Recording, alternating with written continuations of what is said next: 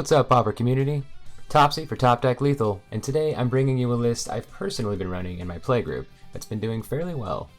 I mainly wanted to see what could be done with Mill in the current landscape, and with 5 wins and 1 loss in my playgroup, it's been an absolute blast to pilot, much to the dismay of my opponents.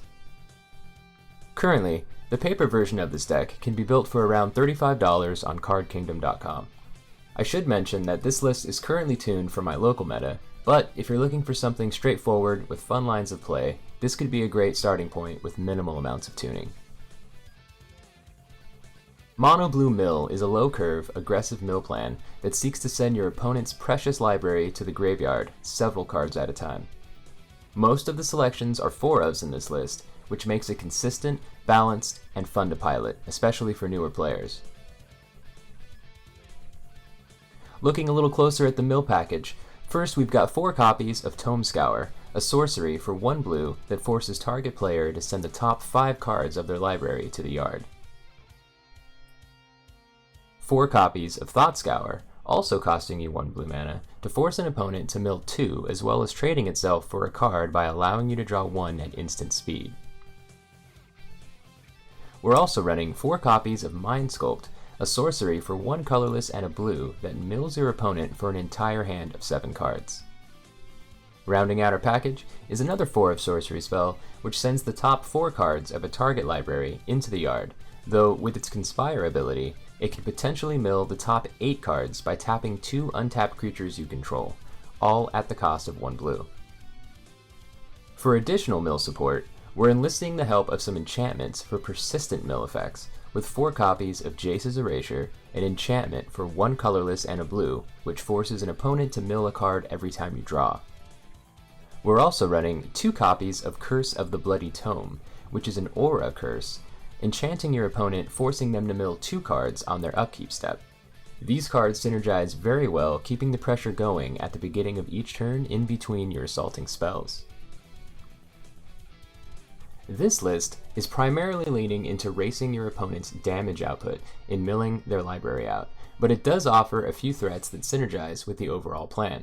This list features 8 creatures running 4 copies of Merfolk Secret Keeper, which can first be used for its adventure mechanic, Venture Deeper, which mills 4 cards from your opponent's deck at sorcery speed. This is a great turn 1 play, setting yourself up for a turn 2 0/4 wall without Defender that can buy you extra turns to shred through your rival's list. Next, we have 4 copies of Jace's Phantasm, a 1/1 illusion with flying for 1 blue mana that gets a permanent +4/+4 as long as your opponent has 10 or more cards in the graveyard.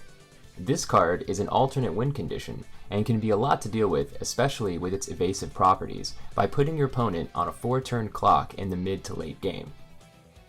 The 5/5 body also provides a good target for multiple damage spells, saving your life total in the burn matchup.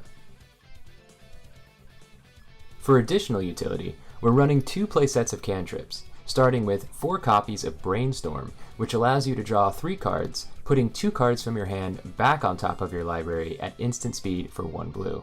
This card pairs very nicely with Jace's Erasure, especially when you have multiple copies on the board. To both help with stalling, as well as allowing you to dig yourself out from bad draws, Ponder is a 4-of sorcery that not only allows you to reorder the top 3 cards of your deck, as well as trading itself for a card of your choice, but most importantly, Ponder can be played after casting Brainstorm, helping you to get rid of unwanted lands or mid to late game cards in favor of keeping your mill plan active.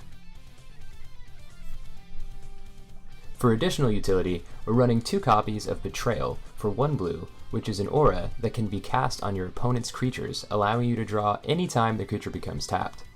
In the control matchup, this can sometimes be used as a soft removal spell, incentivizing your opponent from attacking altogether. We've got 2 copies of Snap, an instant for 1 colorless and a blue, that can help clear the path of blockers or unwanted creature tech on your opponent's board. This card can essentially be played for free, freeing up to 2 lands to cast more mill to discard more of your opponent's dwindling library. Moving on to the mana base, we've got 2 copies of Mystic Sanctuary, which counts as an island and can come into play untapped to help fetch an instant or sorcery spell of your choice from your yard to the top of your library. we're running 3 copies of Lonely Sandbar, which add blue mana and can be cycled away, thinning your deck of unwanted lands and netting you extra gas in the late game. Rounding out our land selection, 13 islands are present to help trigger our sanctuaries, bringing us to a total of 18 lands. Finally, looking at our sideboard, we can swap out our Betrayals or Snaps for 2 copies of Dream Twist, which is an instant for 1 blue that mills 3 and can be played once more from the graveyard before it's exiled with its flashback cost of 1 colorless and a blue. We've also got 2 copies of Chronic Flooding, an aura for a colorless and a blue that can enchant an opponent's land, forcing them to mill 3 each time the land is tapped for mana. This is a great card to play in the Tron matchup, targeting your opponent's towers, for instance. 2 additional copies of Curse of the Bloody Tome are here against enchantment tech, although you could easily make it 1 copy or even shave them entirely to have some nice flex spots for yourself. For the burn, aggro, or faithless looting matchup, 3 copies of Blue Blast for some much needed instant speed board control at the cost of 1 blue. We've got 2 copies of Dispel, which can effectively counter an instant spell for 1 blue and are present for protection against removal, targeting your phantasms, or your opponent's technology in game 2 and 3. For additional interaction, I'm currently testing Arcane Denial, a counterspell for 1 colorless and a blue that allows your opponent to draw 2 cards and net you an extra card on the next turn's upkeep. Though giving away free cards to your opponent is hardly ever a good move, I feel that this list benefits from your opponent drawing out even faster. It's good to note here that the card draw is a May effect, so remember those triggers. Finally, rounding out our 75 are 2 copies of Echoing Truth, an instant for 1 colorless and a blue that can wipe the board against tokens or other go-white strategies. Some honorable mentions that didn't make the list but could be worth considering here are Muddle the Mixture, which is useful for fetching a curse while also acting as an upcosted Dispel for threat protection. If you find Arcane Denial too cumbersome, Classic Counterspell is a sure choice for control tech. Tormod's Crypt can be used for dispatching graveyard decks, since we're really helping the Reanimator Tortured Existence toolbox matchups with our mill plan. Ninja of the Deep Hours can synergize with Merfolk Secret Keeper to be played again, as well as get in for some sneaky damage and drawing additional cards, though this trick is likely only to be used a few times before your opponent catches on.